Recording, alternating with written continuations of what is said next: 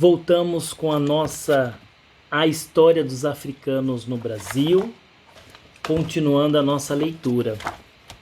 Os negros eram transportados para o Brasil amarrados, empilhados no porão dos navios e mal alimentados. Eles foram tratados como mercadorias que seriam vendidas em leilões. Isso é muito triste e, de fato, porque muitos morreram nesse percurso. Nós pertencemos ao continente da América do Sul, é o continente das Américas. E o Brasil está na América do Sul. E o oceano que corta o nosso país, o nosso continente da América do Sul com o continente africano é o Oceano Atlântico. Então esse Oceano Atlântico nós podemos considerar um cemitério dos africanos, porque muitos dos nossos irmãos africanos que sofreram nessa brutalidade da escravidão, sendo arrancados de suas terras, de suas famílias, de seus costumes, para serem escravizados aqui no Brasil, morreram dentro dos navios, por causa dos tratamentos, por causa das coisas que eles faziam, que batiam, que amarravam, que não davam comida. E eles morriam e assim ficavam doentes e assim eram jogados no oceano. Quantos irmãos, quantos africanos foram jogados nesse Oceano Atlântico? Então esse lugar, ele é um cenário de um cemitério de almas e de corpos negros que sofreram em busca de sua liberdade.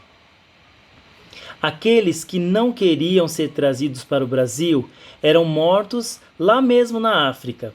E para não perder a mercadoria, os traficantes de escravos substituíam aqueles que morriam por seus filhos ou parentes que estivessem em boas condições de saúde para aguentar a viagem. Muita injustiça, não é mesmo? As embarcações que transportavam os africanos chamavam-se navios negreiros. Eles partiam da África e chegavam no litoral brasileiro, em cidades como Salvador, Rio de Janeiro, Recife e São Luís, trazendo centenas de africanos que sobreviviam à dificuldade e à longa viagem através do Oceano Atlântico.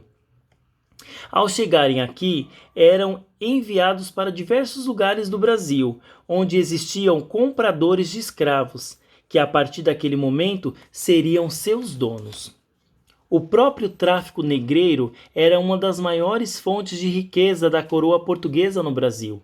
O comércio dos negros vendia muito dinheiro aos traficantes de escravos, rendiam muito dinheiro aos traficantes de escravos, aos comerciantes e aos governos da época que cobravam impostos sobre essa atividade. A escravidão foi uma das principais características do Brasil entre o século XVI e o século XIX. Os trabalhos realizados pelos escravos foram responsáveis pela existência de uma economia própria do nosso país ao longo de 4 séculos.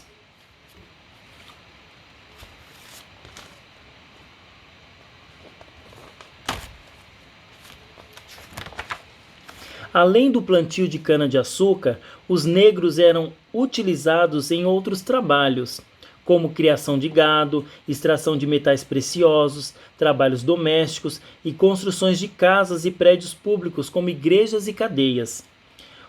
Os canaviais, eles plantavam, colhiam e transportavam a cana para os engenhos, onde outros grupos transformavam a planta em açúcar, que era exportado para a Europa.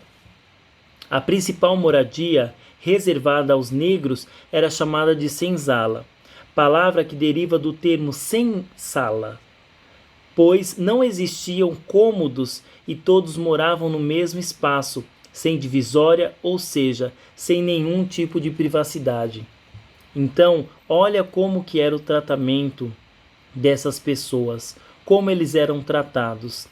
Eles trabalhavam, tinham mão de obra, construíram um império com a força, com o suor, com o trabalho, mesmo sofrendo, mesmo apanhando, mesmo não querendo participar daquilo, mas eram obrigados, porque não tinham força para sobreviver à situação, para lutar contra aquilo.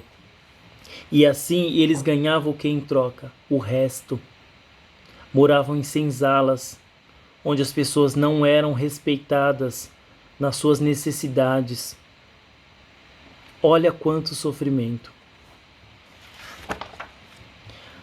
Alguns poucos negros moravam em cômodos pequenos dentro da casa dos donos das fazendas, pois realizavam as tarefas domésticas e tinham que estar prontos para atender a família desses senhores a qualquer hora. Eles eram chamados de escravos domésticos.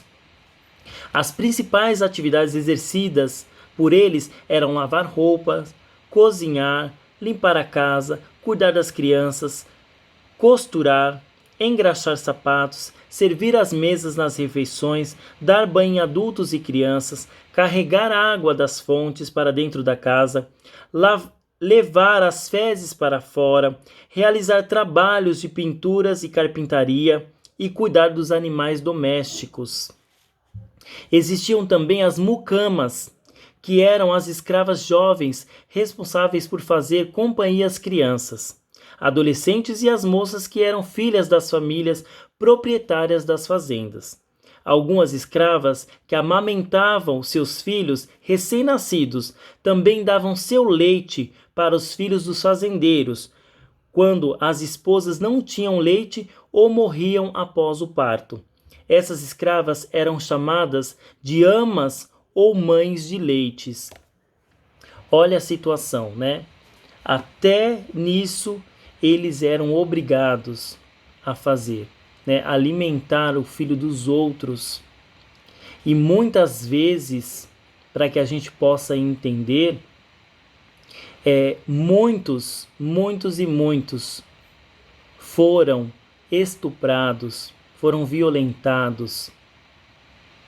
Muitos de nós somos frutos dessa violência. Somos essa mistura entre os povos brancos e os negros, entre os brancos e os índios, entre os índios e os negros. Essa mistura, essa miscigenação que aí criou, deu vida ao povo brasileiro. Por isso nós temos uma diversidade que ao mesmo tempo é linda, é rica em história, em cultura. Ela é triste também nos seus caminhos. Os serviços domésticos eram uma das poucas formas de contato direto entre os escravos e os senhores. Na maioria das vezes, eles moravam na senzala e relacionavam-se exclusivamente com os empregados e capatazes contratados pelos donos das fazendas para vigiá-los. Muitos deles, mesmo vigiados pelos capitães do mato, fugiam para as matas e florestas, tentando se libertar da situação de escravos. Quando eram capturados, sofriam diversos tipos de castigos. Eram açoitados, eram amarrados, eram chicoteados, ficavam muitos dias feridos e isolados dos outros, até que o Senhor decidisse que ele poderia retornar ao trabalho. Alguns escravos fugitivos também morriam de fome, ou eram mortos em confrontos com os capitães do mato. Tudo isso é muito triste, não é mesmo?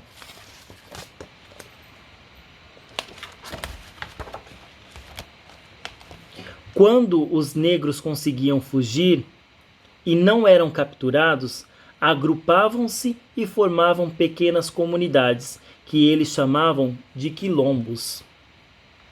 Então é a realidade que a gente vive aí, de povos lutando pela liberdade, lutando pelo direito de ir e vir, lutando para que sejam respeitados, respeitadas as suas histórias, as suas vidas, os seus direitos.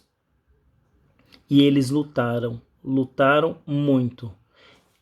E no próximo capítulo da nossa história a gente vai começar a entender como que foram formados esses quilombos, tá bom? Até mais!